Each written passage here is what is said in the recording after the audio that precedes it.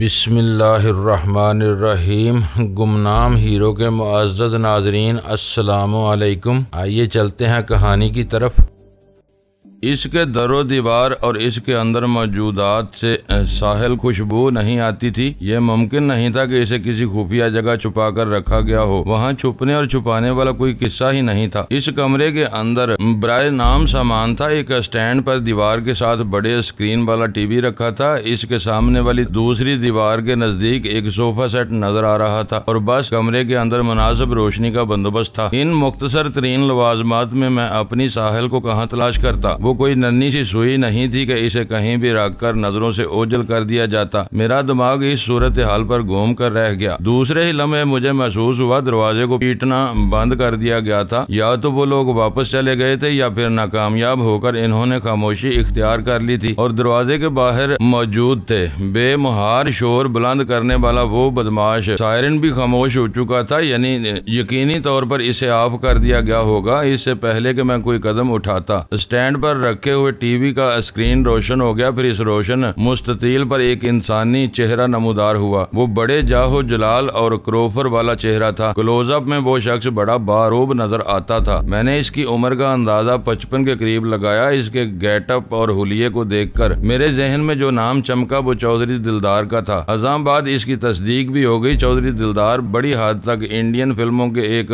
मारूफ villain से मुशाबह था। मैं यकटुक इसे देखे चला जा रहा था कि वो जेरे लब मुस्कुराया। इसकी मुस्कुराहट ने मुझे बता दिया कि इस वक्त कहीं बैठा वो भी मुझे देख रहा है और मेरी हैरत अमेज झुंझलाहट से महजूज हो रहा है। अचानक इसने मुझे मुखातिब किया, वेलकम मिस्टर वजदान। इसके लहजे में मुझे अंदाजा हो गया कि वो कोई रवायती किस्म का अनपढ़ और जाहिल चौधरी नहीं जो सिर्फ फिल्म करना जानता है, बल्कि वो मुझे तालीम याफ्ता महसूस हुआ। वो कह रहा था कि इस तरह चूहे दान में फंसने पर तुम्हें अफसोस तो हो रहा होगा, लेकिन क्या किया जा सकता है। शिकार और शिकारी का ये खेल ऐसे ही तमाशे दिखाता है। वो एक लम्हे को रुका, फिर सुलगाने वाले अंदाज में बोला, 1.5-2 घंटे पहले तुम झलक दिखाकर गायब हो गए थे। इसका इशारा यकीनन नकली वजदान की तरफ था। मैं तो यही समझा था कि अब तुम इधर का रुख नहीं करोगे, इसीलिए मैंने तुम्हारी तलाश में अपने बंदे दौड़ाए। लेकिन भाई वो जुमला अधूरा छोड़कर सताइशी नजर से मुझे देखने लगा। फिर बोला, तुमने जिस जीदारी का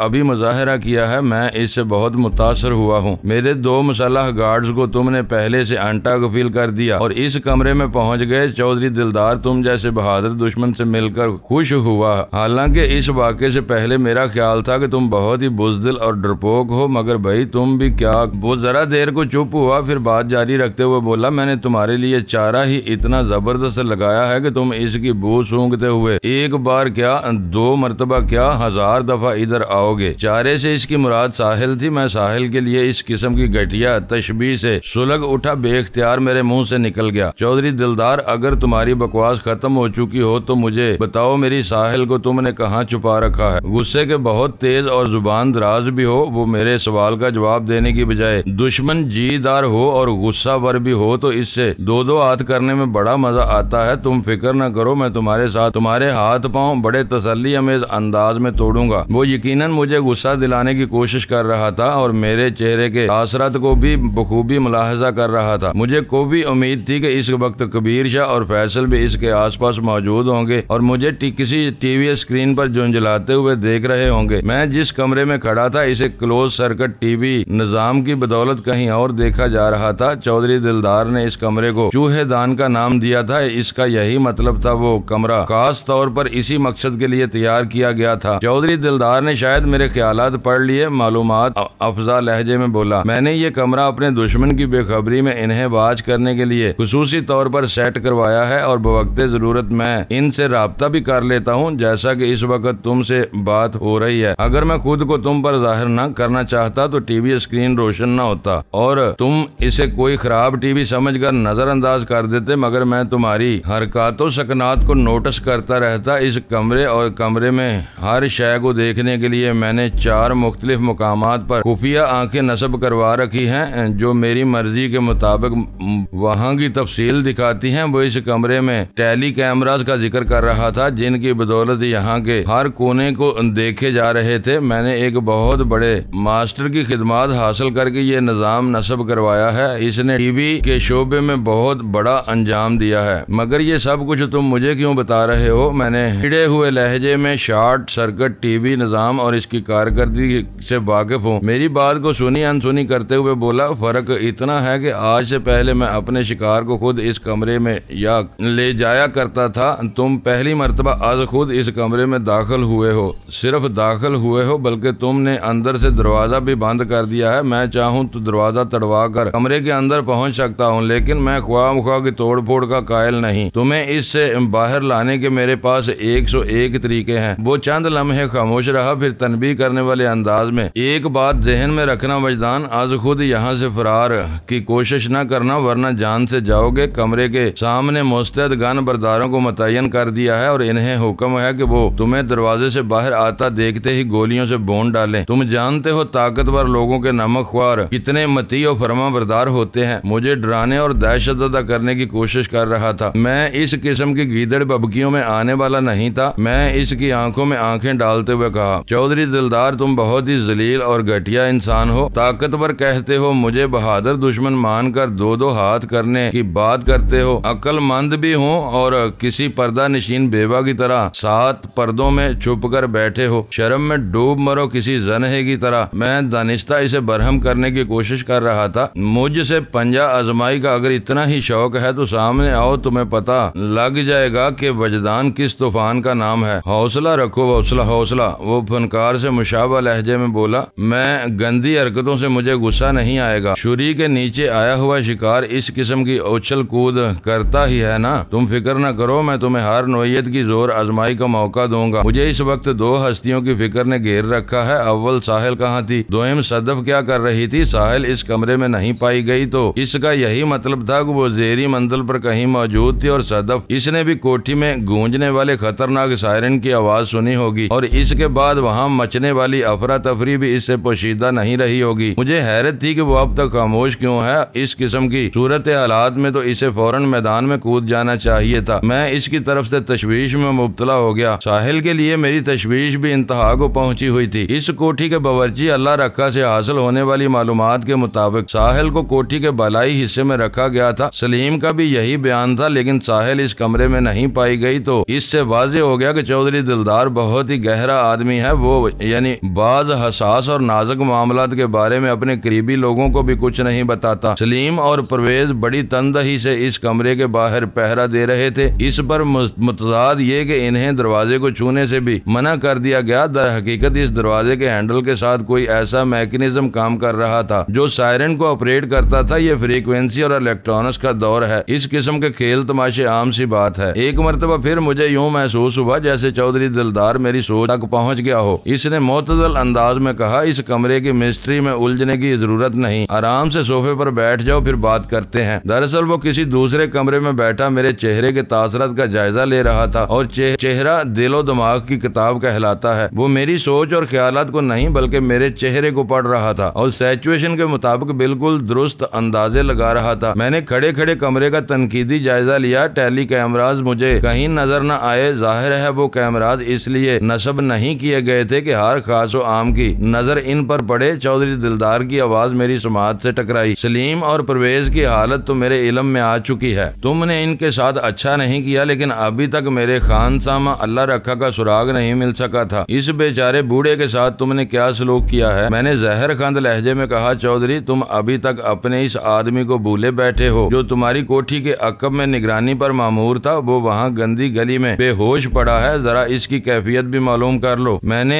जो कुछ इसके साथ किया है इसी से मिलता जुलता सलूक अल्लाह रखा के साथ भी किया गया है। मुझे इस बात की कतन कोई परवाह नहीं थी कि अकबी गली में पड़े हुए मेरा निशाना बनने वाले शख्स का राज खुल जाने के बाद क्या होगा। मेरी सोच घूम फिर कर साहिल की तरफ आ जाती थी। तुम्हारे साथ भी ऐसा ही शानदार सलूक किया जाएगा। चौधरी अपने गुस्से को जब्त करते हुए जहरीले लहजे में बोला, मैं अभी रखा वाली मैं बड़े चौधरी साहब से फोन पर बात करूंगा। तुम्हें कल सुबह यहाँ से रवाना कर दिया जाएगा, हाथ पांव बांध कर किसी एम्बुलेंस में डालकर। और इससे पहले तुम तुम्हें बड़े तसल्ली बख्श तरीके से बेहोश किया जाएगा ताकि तुम किसी किस्म की गड़बड़ न फैला सको। चौधरी नवाजिश अली साहब तुमसे बरसों का हिसाब किताब करेंगे। तुम दरअसल इनके शिकार हो, हम तो महज हांका कर रहे हैं। बात के इख्तिताम पर वो बड़े बेहुदा अंदाज में मुस्कुराया। मैंने तुर्की बे तुर्की जवाब दिया, तुम्हारा वो बड़ा चौधरी मुझसे खाइफ है, मेरा नाम सुनकर इसका पेशाब खता हो जाता है, इसीलिए अपने मोहरों को आगे बढ़ाता रहता है ताकि मैं इससे दूर रहूं और इसकी गर्दन महफूज रहे। चलो कोई बात नहीं, इस बार तुम्हारा ये शिकवा भी दूर हो जाएगा। वो कमाल जब्त बे अल्फाजे दीगर डटाई का मुजाहरा करते हुए बोला, हम खुद तुम्हें चौधरी साहब के पास इनकी खिदमत में पहुंचाएंगे। वैसे अजीब इत्तेफाक है। वो अपने चेहरे पर मकरू तासरात सजाते हुए बोला, तुम्हारी महबूबा आज सुबह तक चौधरी साहब की तहवील में थी, वो चंद दिन वहाँ रही और अच्छे दामों निकल गई। भाई ये स्टॉक और वो भी लाइव स्टॉक का कारोबार बहुत मुनाफा बख्श है। 10 करोड़ रुपए कोई मामूली रकम नहीं होती। तुम भी कुछ दिन इनके गोदाम में रहोगे तो करोड़ों का बिजनेस दे जाओगे। तुम्हारा भी कोई ना कोई गाहक मिल ही जाएगा। जैसे तुम्हारी महबूबा के तलबगार सामने आ गए, वो एक लम्हे को मुतवक्किफ हुआ, मेरे जज्बात को कुंद छुरी के हवाले करते हुए बोला, तो चौधरी साहब को मशवरा दूंगा कि वो अपने दुश्मनों को खत्म न करें बल्कि इनके गाहक तलाश करके रकम खरी करें। चौधरी दिलदार ने जितनी बकबक कर ली, मैं इससे ज्यादा बर्दाश्त नहीं कर सकता था। मैं इसके इशारों कनायों पर को अच्छी तरह समझ रहा था। मेरे अंदेशे 100% दुरुस्त साबित हो रहे थे। चौधरी नवाजिश अली ने मेरे हिस्से का 10 करोड़ की रकम हासिल करके साहिल को शुएब गौरी के हवाले किया था और एक नई दोस्ती की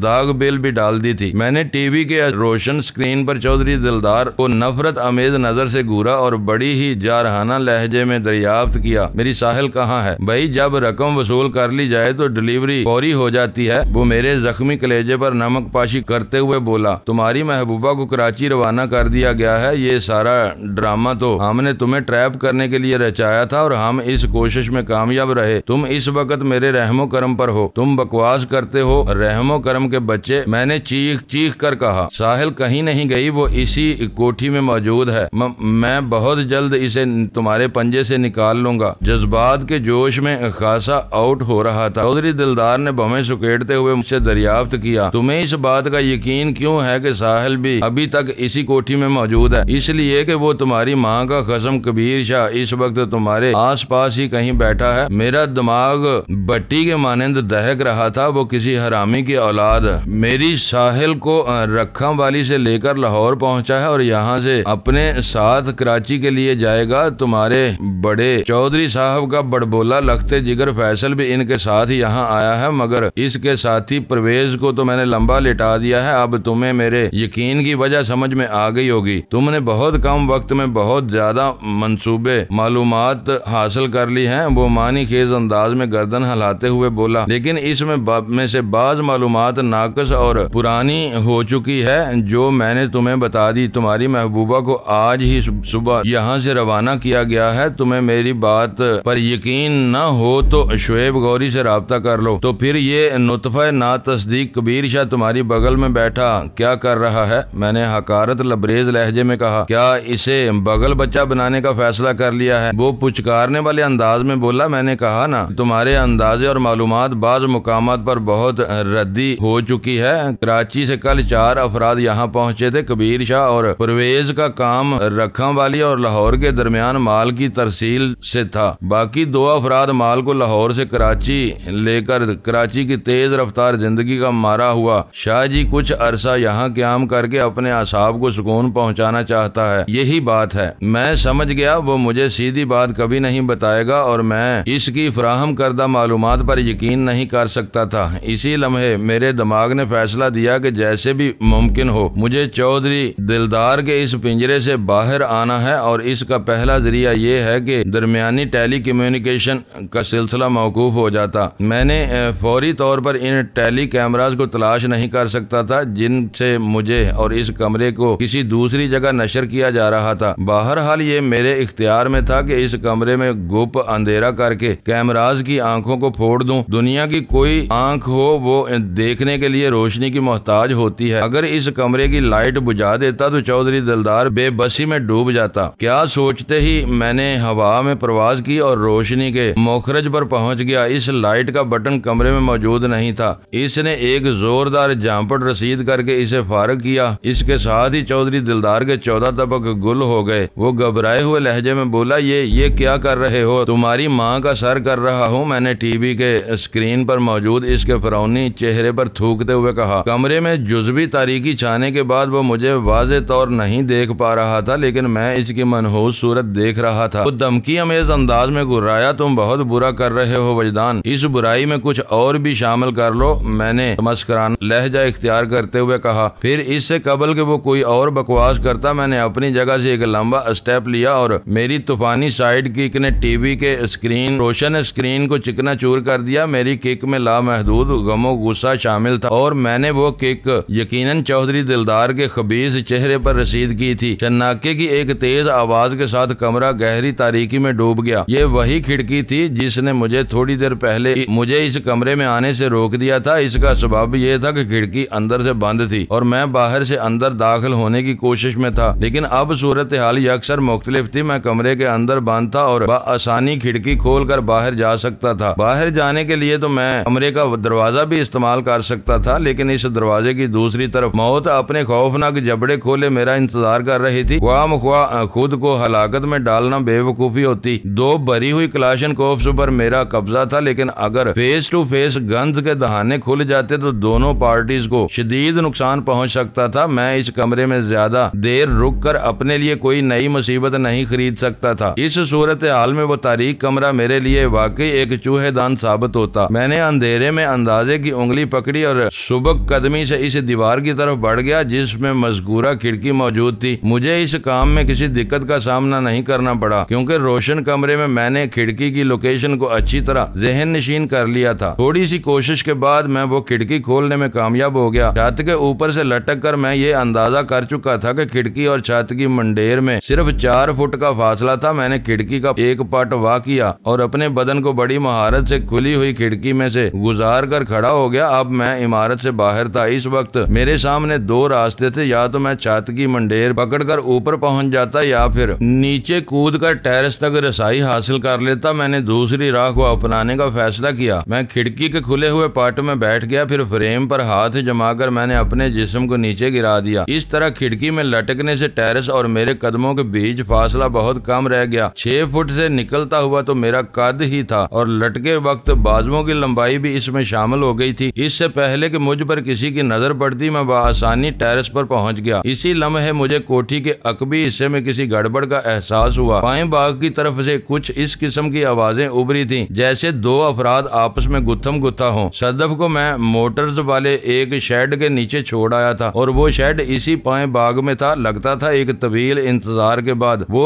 शेर की बच्ची मैदाने हरबो जरब में उतर आई थी। इस कोठी में लड़ाई बड़ाई के माहिर शैतान सिर्फ इंसानों की कमी नहीं थी। सदफ के लिए मुश्किलात पैदा हो सकती थी। मैं तेज कदमों से दौड़ते हुए सदफ की जानिब बढ़ा। टेरेस खासा वसीओ अरीज था और बालाई मंजिल को जेरी मंजिल से मिलाने वाला जीना भी इसी तरफ खुलता था। आंख मचोली का वक्त गुजर चुका था, लिहाजा मैंने नीचे जाने के लिए जीने की तरफ कदम बढ़ा दिए। एक क्लाशनकोफ को मैंने तैयार हालत में अपने हाथों में पकड़ लिया था। मैं जैसे ही जीने के करीब पहुंचा 2 अफराद से सामना हो गया। वो दोनों मुलाजिम सूरत और मुसल्ला थे। सलीम ने शायद इन्हीं 2 मुहाफिज अफराद का जिक्र किया था। वो दोनों मेरे हाथों में दबी क्लाशनकोफ को देखकर ठिठक गए। फिर एक ने बड़ी फुर्ती का मुजाहरा करते हुए अपना मौजर मेरी जानिब सीधा किया। इसका अंदाजा ऐसा था कि फौरन मुझे शूट कर देगा, मगर मैंने इसके इरादे को नाकामयाब बना दिया। इसने जैसे ही फायर करना चाहा, मैं एक बैक थ्रू रोल करते हुए धड़ाम से फर्श पर गिरा। गोली मेरे बदन के ऊपर से गुजर गई। मैं जिस अंदाज से छत गिरा था वो यही समझा कि इसने मुझे फड़का दिया है। इसके इस ख्याल को तारीकी ने तकवीयत पहुंचाई और वो बेखौफी से मेरे नजदीक आ गया। फिर इसे इस गलती का बड़ा भयानक खमियाजा भुगतना पड़ा। वो मेरे पास आकर मुझे देखने के लिए झुका ही था कि मैंने इस किसी स्प्रिंग की मानंद अपने जिस्म को टेरेस के फर्श से उठाया और इसके ऊपर से होते हुए दूसरी तरफ पहुंच गया। वो इस सूरत हाल के लिए जहनी तौर पर तैयार तो नहीं था।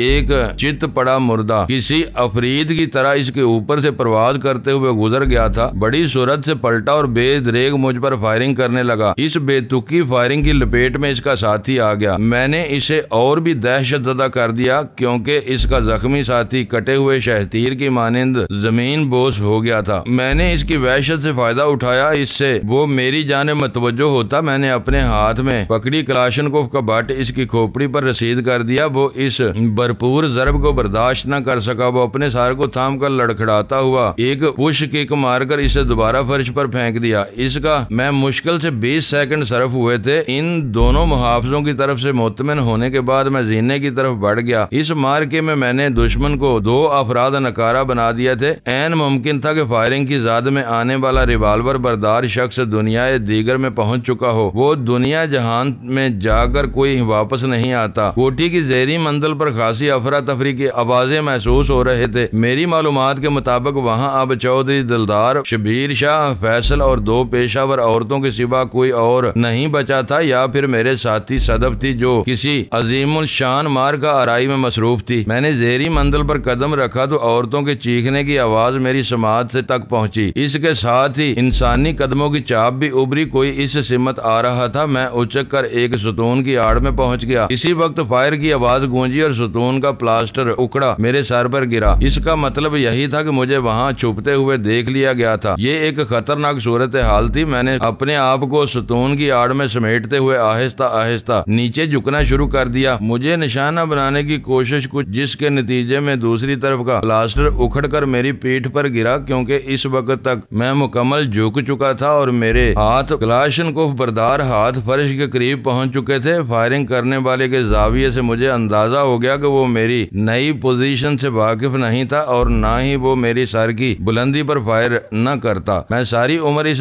सुतून की आड़ में छुप कर नहीं रह सकता था, इसलिए जवाबी कार्रवाई जरूरी हो गई। आगे बढ़ने के लिए ईंट का जवाब पत्थर से देना जरूरी था। मैंने इसी झुकी हुई पोजीशन में रहते हुए क्लाशनकोफ की नाल का रुख घुमाया और अपने अकब में एक तवील ब्रस्ट फायर कर दिया। इसी लम्हे फजा कर्बनाक चीखों से गूंज उठी। फिर इन चीखों में गालियां भी शामिल हो गईं। वो गालियां मेरी तरफ अरसाल की जा रही थी और भेजने वाले की झुंझलाहट अमेज आवाज भी मैंने पहचान ली। वो कबीर शाह था जो मेरी फायरिंग से शदीद जख्मी हो गया था। मैं सुतून के पीछे से निकलकर इसके सामने आ गया। वो मुझे कसम पुरसी की हालत में नजर आया। इसके जिस्म का ज़ेरी हिस्सा बुरी तरह जख्मी था और वो वहां से खून जारी हो चुका था। वो अफसोसनाक हालत में फर्श पर पड़ा था। मैंने गन की नाल का रुख इसके सीने की जानिब रखा और लपक कर इसके करीब पहुंच गया। इससे थोड़े फासले पर मुझे वो पिस्टल भी नजर आ गया जिसकी मदद से इसने 2 बार मुझे निशाना बनाने की कोशिश की थी। मैंने मजकूरा पिस्टल को उठाकर अपने पास रख लिया और कबीर शाह के सीने पर पांव रखकर खड़ा हो गया। वो आज खुद फर्श से उठने की पोजीशन में पहले भी नहीं था। मेरे पांव की दहशत ने इसे मजीद तोड़ दिया, लेकिन इसकी अकड़ फूम में कोई खास फर्क न आया। इसकी आंखों में मुझे अपने लिए नफरत की चिंगारियां दिखाई दी। मैंने इसकी मनहूस सूरत पर थूक दिया, फिर जहरीले अंदाज में कहा, कबीर शाह, तुम अपने प्राइवेट बाप चौधरी दिलदार के पास चंद दिनों के लिए आराम करने आए थे। ताहम अब चाहो तो लंबे आराम के लिए इधर ही पड़े रहो। तुम 2-4 माह में ठीक होने वाले नहीं हो। अगर तुम जिंदा बच गए तो मैं कराची पुलिस को तुम्हारी इसी सियासी ठिकाने पर भेज दूंगा। वो लोग साउथ वाले छापे के बाद बड़ी शिद्दत से तुम्हें तलाश कर रहे हैं। तुम्हें बॉस की ताकत का अंदाजा नहीं वजदान। वो दांतों पर दांत जमाते हुए बोला, तुम किसी भी बिल में छुप कर बैठो, वो तुम्हें शिकार कर लेगा। मैंने नफरत से इसे घूरा और पूछा, तुम किस बॉस की बात कर रहे हो? शुएब चौधरी या चौधरी दिलदार या फिर चौधरी नवाजिश अली? इसने जवाब नहीं दिया। बरहमी से बोला, तुम यहाँ से जिंदा नहीं जा सकोगे। कबीर शाह, मैंने इसकी आंखों में झांकते हुए कहा, तुम्हारे काले करतूतों की फहरिस्त तो इतनी तवील है कि इनाम के तौर पर तुम्हें देखते ही गोलियों से छलनी कर देना चाहिए, लेकिन मैं तुम्हें इसी तरह जहन्नम वासिल करूंगा कि तुम जिंदा रहो और सुपुर्दे अजाब रहो। देखने वालों के लिए तुम इबरत का नमूना बन जाओ। फिर मैंने इसके घुटनों और टखनों पर फायरिंग की और हड्डियों का कचूमर निकाल दिया। कूले के जोड़ के साथ भी मैंने कुछ इसी किस्म का बर्ताव किया। क्लाशनकोफ का मैगजीन खाली हो गया। मैंने भरी हुई गन अपने हाथ में कर ली और बेकार गन को उतार फेंका। फिर मैं कबीर शाह की तरफ मतवज्जो हो गया। अब वो पूरी जिंदगी अपने कदमों पर चलने के काबिल नहीं हो सकता था और ऐन मुमकिन था हर नौयत के ऑपरेशन में नाकामयाब होकर डॉक्टर्स इसकी दोनों टांगें बाकी जिस्म से अलहदा कर देते। पेशेंट की जिंदगी बचाने के लिए डॉक्टर्स को बाज़ औकात ऐसे संगीन फैसले भी करना पड़ते हैं। कबीर शाह दर्द की शिद्दत और वहशत की इंतहा के बायस बेहोश हो गया। मैंने इसके सीने पर से अपना पांव हटा लिया और इसके सर पर एक ठोकर रसीद करते हुए खूंखार लहजे में कहा, अगर तुम्हारी समात में जिंदगी की एक रमक भी बाकी है तो सुन लो और आंखों में एक झलक देखने की सकत मौजूद है तो देख लो। मैं यहाँ से जिंदा सलामत जा रहा हूँ। मेरी बात खत्म हुई ही थी कि सामने से दौड़ते हुए कदमों की आवाज उभरी। मैंने एक झटके से कलाशनकोफ को इस समत उठाया, लेकिन फायरिंग की नौबत नहीं आई। वो दो औरतें थी जिनके जिस्म पर नकाफी लिबास नजर आ रहा था। यूं महसूस होता था उन्होंने हंगामी हालात में खुद को ढांकने की कोशिश की थी। कलाशनकोफ की खतरनाक नाल अपनी जानब उठे देखकर वो सहम गईं। एक ने दहशत अमेज आवाज में कहा, तुम दोनों जो कोई भी हो, हमारी तुमसे कोई दुश्मनी नहीं, हमें जाने दो। इस पेशावर औरत ने लफ्ज दोनों इस्तेमाल किया था। इसका मतलब था वो सदफ की वहाँ मौजूदगी से आगाह थी। मैंने सख्त लहजे में कहा, हम दोनों से तुम्हारी क्या मुराद है? इस मर्तबा दूसरी औरत ने जवाब दिया, तुम्हारी साथी। लेकिन तुम तो इसे शक्लो सूरत से नहीं पहचानती, तुम्हें तो पहचानती हूँ, वो बेसाख्ता बोली। इसने जू मैंने जवाब दिया तो मैं गड़बड़ा गया। फिर दोबारा इसके जख्मी बाजू के बारे में इस्तफसार किया तो इसने बताया फैसल ने खंजर का वार करके इसे जख्मी कर दिया था। अज़ां बाद सदफ ने वो खंजर फैसल से छीन कर बाएं बाग की तारीकी में कहीं फेंक दिया था। हम दोनों से तुम्हारी क्या मुराद है? इस मर्तबा दूसरी औरत ने जवाब दिया, तुम्हारी साथी। लड़की इस तरफ एक शख्स से मुकाबला कर रही है। हमने यही अंदाजा लगाया है कि तुम दोनों की इस कोठी के मकीनों से कोई जबरदस्ती का मामला है। तुम लोग हमें इस आग में न झोंको, हम फौरी तौर पर इस कोठी से निकलना चाहते हैं। इसकी साथी ने भी जाने की बात की थी। मैंने पूछा, तुम दोनों आधी रात को कहाँ जाओगी? हम आधी या पूरी रात का हिसाब नहीं करते, वो मानी खेज अंदाज में बोली। सारी रात का आना जाना लगा रहता है। वैसे इस वक्त हम सीधे अपने अड्डे पर जाएंगे। इस हालत में मैंने सरतापा इनका जायजा लिया। ये तुम हम पर छोड़ दो। इसने मखसूस अंदाज में आंख दबाई। लिफ्ट देने के लिए कोई ना कोई मेहरबान मिल ही जाएगा। वैसे हमारा अड्डा यहाँ से ज्यादा दूर नहीं। अंधेरा गुनाह को जन्म देता है और बुराई की राह हमवार करता है। वो दोनों इसी अंधेरे का फायदा उठाकर इस कोठी पर रात जगाने और कुछ पैसा कमाने आई थी। मुझे इनसे और इनके पेशे से कोई मतलब नहीं था, इसलिए इन्हें रोकना या किसी किस्म का कोई नुकसान पहुंचाना मुनासिब न समझा। ताहम इनके जाने से पहले ये जरूर पूछा, तुम लोगों का मेजबान कहाँ है? इसे चाहिए था तुम्हें छुड़वाने का बंदोबस्त करता। तंजिया लहजे में बोली, चौधरी दिलदार इस वक्त अपनी जान छुड़ाने के बंदोबस्त में लगा हुआ है। तुम्हारी साथी ने चौधरी और इसके नौजवान मेहमान को तिगनी का नाच नचा रखा है। दूसरी ने कहा, जब कोई मुसीबत आती है तो इंसान सबसे पहले अपने बारे में सोचता है या फिर अपने प्यारों के बारे में। हम ना तो चौधरी को अपने हैं और ना ही प्यारे। मैंने इन्हें वहाँ से जाने की इजाजत दे दी। इनकी बातों से जाहिर होता था सदफ चौधरी और फैसल से नबर्द आजमा थी। अब वैसे भी वही दोनों इस कोठी में बाकी बचे थे। कबीर शाह हवास से खासे फासले पर जा चुका था। ये बात मुझे मालूम थी कि चौधरी नवाजिश अली के बेटे फैसल ने मार्शल आर्ट्स में बहुत मेहनत कर रखी थी, लेकिन सदफ की साबिक कारकर्दगी भी मेरी याददाश्त में महफूज थी। लिहाजा मैं चौधरी दिलदार और फैसल को सदफ के रहमो सलूक पर छोड़कर साहिल की तलाश में जेरी मंजिल की हंगामी तलाशी लेने लगा। इस दौरान में कोठी के किसी हिस्से से येलिंग और उठा पटक की आवाजें आती रहीं। कोई मार्शल आर्टिस्ट जब किसी पर अटैक करता है तो हलक से एक तासर अंगेज आवाज निकालता है। इस मखसूस आवाज को यल कहा जाता है। बाज औकात ये इतनी हैबतनाक होती है कि मद्दे मुकाबल का पित्ता पानी हो जाता है। एक सच्चा मार्शल आर्टिस्ट येलिंग करके फिजा में महवे परवाज किसी परिंदे को खाक चाटने पर मजबूर कर सकता है। मैंने इस कोठी का एक एक कमरा और कमरों का एक एक कोना गोशा झांक लिया, लेकिन कहीं भी मेरी साहिल नजर न आई। इसी लम्हे मेरे जहन में लाइन अजीम चौधरी दिलदार की मनहूस बात रोशन हो गई कि आज सहपहर 3 बजे साहिल को कराची रवाना कर दिया गया था। मैं इससे ये नहीं पूछ सका था कि वो लोग बाई रोड गए या बाई एयर। बहरहाल इस वक्त ये सोचते हुए मेरे दिल पर एक गोंसा सा लगा, अगर साहिल को वाकई आज 3 बजे सहपहर यहाँ से रुखसत कर दिया गया था तो फिर वो मुझसे लगभग 9 घंटे के फासले पर जा चुकी थी, और अगर इन्होंने बाई एयर सफर किया था तो इस वक्त मेरी शहर अग शुएब गौरी के खंजर की दार तले पहुंच चुकी थी। इस एहसास ने मेरे रगों पे में चिंगारियां सी भर दी। मैं एक मर्तबा फिर साहिल के करीब पहुंचकर इसे खो चुका था। दर्द की शिद्दत ने मेरे दिलो दिमाग को अपनी गिरफ्त में ले लिया। ये तो वही बात थी कि मंजिल पर पहुंचकर इंसान मंजिल का निशान खो दे। मैं इन शिकस्त खोरदा लम्हात में जिस अजियत से गुजर रहा था इसे बयान करना मुमकिन नहीं। इसी वक्त दीवार की दूसरी जानिब मुझे किसी अजीम उल शान मार्के की आवाजें सुनाई दी। कोई भारी भरकम शैक इसे दीवार से आ टकराई थी। मैं पलक झपकते में समझ गया इस तरफ सदफ मार का आ रहा थी। साहिल की तलाश में बस वही एक कमरा बचा था, वरना मैंने हर तरफ देख लिया था। मैंने अपने और दरवाजे के दरमियान हायल फासले को दौड़कर तय किया और दरवाजे के करीब पहुंचकर खुद को हवा में बुलंद कर लिया। फिर अगले ही लम्हे मेरी राइट साइड किक ने चौबी दरवाजे पर धुआंधार दस्तक दी। इस दस्तक के नतीजे में वो दरवाजा झट से खुला और मैं कमरे के अंदर पहुंचकर पट से अपने कदमों पर खड़ा हो गया। वो एक वसीओ अरीज हालनुमा कमरा था। इस कशादा कमरे के एक संगीन मंजर ने मुझे अपनी जानिब मतवज्जो कर लिया। सदफ कमरे के वस्त में खड़ी बुरी तरह हाँप रही थी। इसके बाजू पर एक जगह से सफेद स्वेटर सुर्ख हो रहा था। मुझे ये समझने में देर न लगी कि वो जख्मी थी। मैं कमान से निकले हुए तीर की मानिंद इसकी जानिब लपका। इसके जख्मी बाजू ने मुझे बेइख्तियार कर दिया था। इस वफाशवार लड़की ने वो सारी मारा मारी मेरी खातिर की थी। अपनी जान को बबाल में डालकर वो मेरा साथ दे रही थी और इस तरह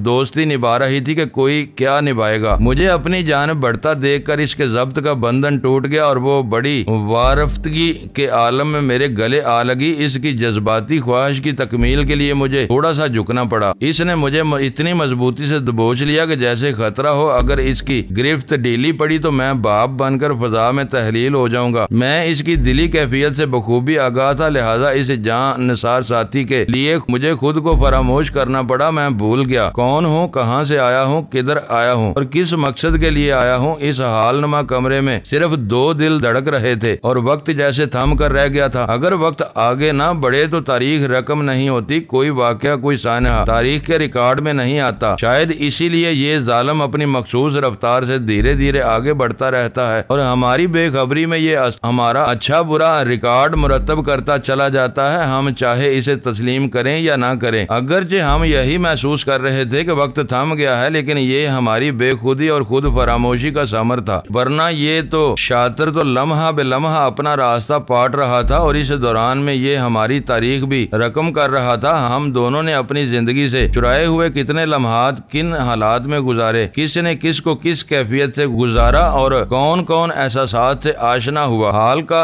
गुजरा हुआ हर लम्हा माजी में बदल रहा था। एक दूसरे की कुर्बत में बिताई हुई ये सादतें अमर हो रही थी। माजी को बदलना किसी के इख्तियार में नहीं। आशनाई और आगाही की सफात रखने वाले खुद फरामोशी के वो लम्हात देर पा साबित न हुए और हम दोनों वापस आ गए। सदफ का बदन जज्बात की शिद्दत से हौले हौले लर्ज रहा था। मैंने इसकी पेशानी पर एक सच्चा बोसा सब्त किया और थपकने वाले अंदाज में इसके कंधे को सहलाने लगा। वो बिखरी हुई आवाज में बोली, वजदान, मैंने मार डाला, तुम्हारे दो दुश्मनों का सफाया कर दिया। मैं इसकी बात सुनकर चौंक उठा। फिर मुझे याद आया कि मैंने दूसरे कमरे में इसके कारनामे की आवाजें सुनी थी। मैं एक झटके से सीधा हुआ और इस हालनुमा कमरे में नजर दौड़ाई। इस कमरे में दाखिल होने के बाद मैंने सदफ के सिवा किसी शय पर ध्यान नहीं दिया था। एक दीवार के नजदीक मुझे चौधरी दिलदार बेसुध पड़ा दिखाई दिया। इससे कुछ फासले पर एक नौजवान भी जमीन बोस था। मुझे ये समझने में दुश्वारी महसूस न हुई कि वो चौधरी नवाजिश अली का सपूत फैसल था। इसी लम्हे मेरे जहन में सदफ के अल्फाज गूंजे, वजदान, मैंने मार डाला, तुम्हारे दो दुश्मनों का सफाया कर दिया। तो क्या चौधरी दिलदार और फैसल जहन्नम मकानी हो चुके थे? इस सनसनी खेज सवाल से मेरे कदमों में जुम्बिश पैदा हुई और मैं लपक कर चौधरी दिलदार के पास पहुंच गया। मैंने बगौर इसका मुआयना किया लेकिन कोई भी वाइटल साइन मेरी पकड़ में न आ सका। मैं कोई सनद याफ्ता डॉक्टर नहीं था कि इसकी मौत का सर्टिफिकेट जारी कर देता। ताहम मुझे 99% यकीन था कि चौधरी दिलदार अब इस दुनिया में बाकी नहीं रहा। मैं जल्दी से फैसल के करीब आया और इसका जायजा लेने लगा। वो सिर्फ बेहोश था। मैंने इसके जिस्म में जिंदगी को तलाश कर लिया। फैसल का सर शदीद जख्मी था और वहाँ से खून भी निकल रहा था। मैंने दूसरे कमरे में जिस भारी भरकम शय को दीवार के साथ टकराते सुना था वो फैसल ही हो सकता था। मैंने सदफ की तरफ मुड़ते हुए कहा, फैसल जिंदा है लेकिन चौधरी की जिंदगी के इम्कानात मादूम है। फिर मेरा ध्यान सदफ के जख्मी बाजू की तरफ चला गया। इसके बाएं बाजू पर कोहनी से जरा ऊपर वाला स्वेटर का हिस्सा खून आलूद नजर आ रहा था। मैंने इसके जख्मी बाजू की तरफ इशारा करते हुए पूछा, यहाँ क्या हुआ है सदफ? इसने उल्टा मुझसे सवाल कर डाला, क्या साहिल का कुछ पता चला? नहीं, मैंने दुखी दिल के साथ नफी में गर्दन हिलाई। कम से कम इस कोठी के अंदर तो वो मुझे कहीं नहीं मिली। मैंने जेरी और बालाई दोनों मंजिलें छान ली हैं। वो मायूसी से गर्दन हिलाते हुए बोली, वो मुझे भी कहीं दिखाई नहीं दी। लेकिन तुम तो इसे शक्लो सूरत से नहीं पहचानती हो। तुम्हें तो पहचानती हूँ, वो बेसाख्ता बोली। इसने जू मानी जवाब दिया तो मैं गड़बड़ा गया। फिर दोबारा इसके जख्मी बाजू के बारे में इस्तफसार किया तो इसने बताया, फैसल ने कंजर का वार करके इसे जख्मी कर दिया था। अज़ां बाद सदफ ने वो कंजर फैसल से छीन कर पाए बाग की तारीकी में कहीं फेंक दिया था। मेरा ख्याल है कोई सीरियस जख्म नहीं होगा। वो जख्मी बाजू को दबाते हुए बोली, वरना मैं तकलीफ की शिद्दत से बेहाल हो जाती। अभी इसकी बात खत्म नहीं हुई थी कि मैंने इसके चेहरे पर अजियत के आसार नमूदार होते देखे। इसका मतलब था वो सब ठीक है कि अदाकारी कर रही थी, वरना इसके बाजू में अच्छी खासी तकलीफ मौजूद थी। खून का फैलाव भी यही जाहिर करता था। मैंने कहा, तुम अपने जख्मी बाजू पर से स्वेटर को ऊपर उठाओ, मैं जख्म का जायजा लेना चाहता हूँ। मेरे अंदाज में तहक्कुम की आमेज़िश थी। सदफ ने एक लम्हा मुतामलाना नजर से मुझे देखा, फिर वो आहिस्तगी स्वेटर की आस्तीन को ऊपर उठाने लगी। अगले ही लम्हे इसका मोमी बाजू मेरी निगाह में चमका, मगर मैं इस बाजू की लहमियाती सफात को नजर अंदाज करने पर मजबूर हो गया, क्योंकि बाजू के खतरनाक काट ने मेरी तमाम तर तवज्जो अपनी जानिब मबजूल कर ली थी। ओह, ये तो खासा गहरा काट है, मैंने तशवीशनाक लहजे में कहा। वो जबड़े बेचते हुए बोली, सब ठीक हो जाएगा, खुद ब खुद कुछ ठीक नहीं होता। मैंने इसके जख्म को घुमा फिरा कर देखा। तुम्हें फौरी तिब्बी इमदाद की जरूरत है। ठहरो, मैं इसे छोड़कर कमरे में कुछ तलाश करने लगा। फिलहाल अगर तुम्हारे जख्म को किसी कपड़े से बांध भी दिया जाए तो काम चल जाएगा, ट्रीटमेंट बाद में होता रहेगा। जल्द ही मुझे चादर नुमा एक कपड़ा मिल गया। मैंने इसे कपड़े में से मुनासिब लंबाई की एक पट्टी फाड़ी और कस कर इसे सदफ के बाजू पर बांध दिया। इस तरह कम से कम खून का इखराज तो बंद हो जाता। इस काम से फारग होने के बाद हमने एक मरतबा फिर साहिल को इस कोठी में तलाश किया, लेकिन इस तलाश का नतीजा भी सिफर के बराबर ही बरामद हुआ। मुझे यकीन होने लगा कि चौधरी दिलदार ने ठीक ही कहा होगा। मेरी साहिल को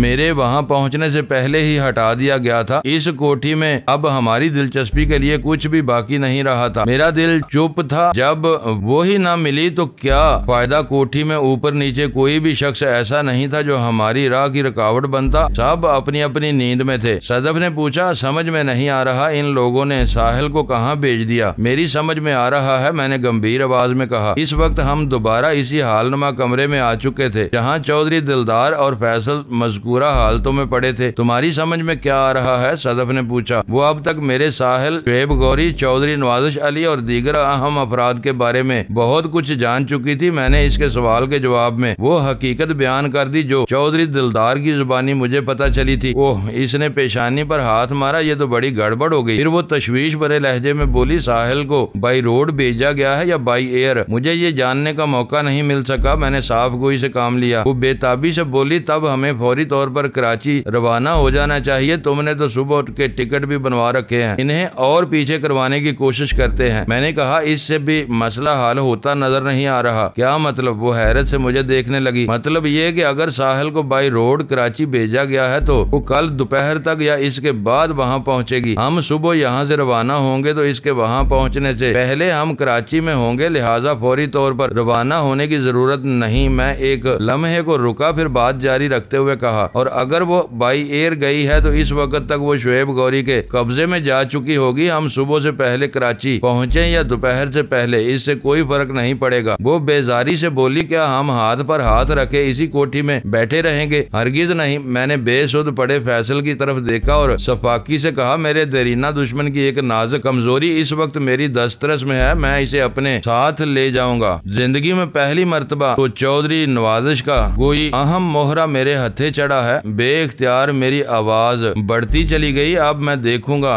चौधरी क्या करता है। जब अपने कलेजे पर हाथ पड़े तो कैसा महसूस होता है। चौधरी नवाजिश और शुएब गौरी ने साहिल को उठाकर मुझसे दूर करके इसे जिस पिंजरे में छुपाया है, इस पिंजरे का ताला ही चाबी से खुलेगा। मैंने बड़ी बेरहमी से फैसल की तरफ इशारा किया और फिर सदफ की जानब देखते हुए कहा, तुमने मुझ पर बहुत बड़ा एहसान किया है सदफ। फैसल तुम्हारी ही वजह से मेरे हथे चढ़ा है, मैं तुम्हारा ये एहसान, तो अब तुम मेरी दोस्ती को जूते मारोगे। वो कता कलामी करते हुए बोली, सच सॉरी, मुझे एहसास हो गया कि एहसान वाली बात इसे नागवार गुजरी थी। मैंने कहा, इतनी बड़ी कामयाबी के बाद मैं थोड़ा, मेरा मतलब है पता नहीं मुझे क्या हो गया। किसी वजाहत की जरूरत नहीं। वो होंठों पर अपना हाथ सजाते हुए बोली, हमें पहली फुर्सत में यहाँ से दूर हो जाना चाहिए, वरना मंशा और इसके हवारी किसी भी वक्त वापस आ सकते हैं। इस नकली वजदान की तलाश में गए हुए काफी देर हो गई। मैंने इस वक्त रेस्ट वॉच में वक्त देखकर रात के 12:30 बज चुके थे। मंशा वगैरह को गए हुए वाकई लगभग 2.5 घंटे बीत चुके थे। ये ताखीर समझ में आने वाली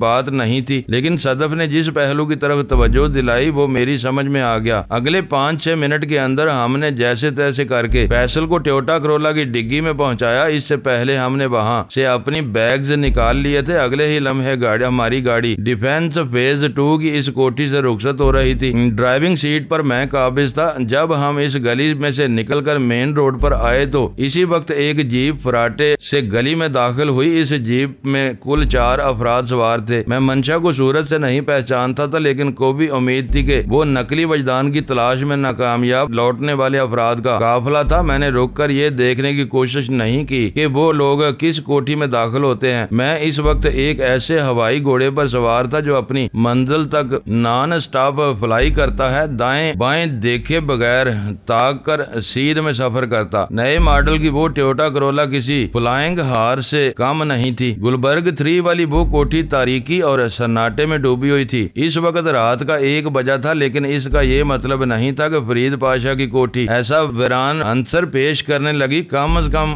गेट पर मुसल्लह गार्ड को तो नजर आना चाहिए था। कोठी के किसी अंदरूनी हिस्से में कोई लाइट ऑफ हो न हो, मगर गेट और सामने का हिस्सा अंधेरे की लपेट में दिखाई दे रहा था। मेरी तरह सदफ ने भी सूरत हाल की संगीनी को महसूस कर लिया। तशवीश भरे लहजे में बोली, वजदान, इस कोठी में कोई गड़बड़ हो चुकी है। मेरा भी यही ख्याल है, मैंने कोठी की जानब देखते हुए कहा। वो बोली, हम जब सुबह यहाँ से रवाना हुए थे तो सब कुछ ठीक ठाक था। सब कुछ हमेशा ठीक ठाक ही रहता सदफ। मुझे खुद अपनी आवाज अजनबी सी लगी। आओ देखते हैं इस कोठी पर क्या बीत चुकी है। फरीद पाशा के पड़ोसी वैसे भी इन दिनों अपनी कोठियों में मौजूद नहीं थे। बाएं जानब वाली कोठी के मकीन कुछ अरसे के लिए स्टेज गए हुए थे और बाएं तरफ वाली कोठी बराए फरोख्त हो चुकी थी। मैंने गाड़ी को गेट के सामने रोका और सदफ से गाड़ी के अंदर ही रहने को कहा। मैं तुम्हें अकेले कोठी के अंदर नहीं जाने दूंगी, वो चट्टानी लहजे में बोली। जिद न करो सदफ, तुम जख्मी हो। मैंने कहा, मैं जरा जायजा ले आऊं। फिर वो जल्दी से बोली, कुछ भी है मैं तुम्हारे साथ जाऊंगी। मजबूरन मुझे इसकी बात मानना पड़ी, क्योंकि बआसानी वो मेरे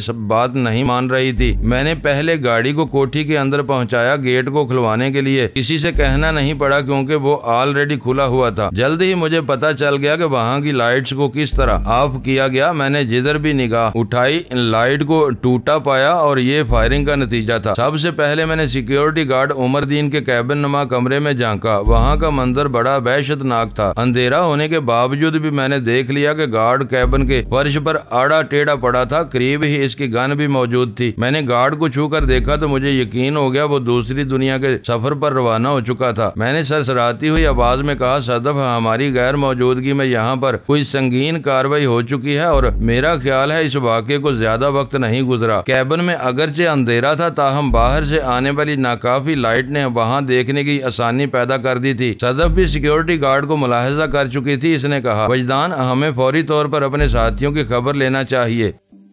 मुअज़्ज़ज़ नाज़रीन, लाइक करें, शेयर करें और कमेंट्स बॉक्स में पाक आर्मी जिंदाबाद, पाकिस्तान पाइंदाबाद का नारा ज़रूर दर्ज करके अपने मुल्क पर फ़ख्र करें और पाकिस्तान की बुनियादें मजबूत करने में अपना किरदार अदा करें। वीडियो देखने का शुक्रिया।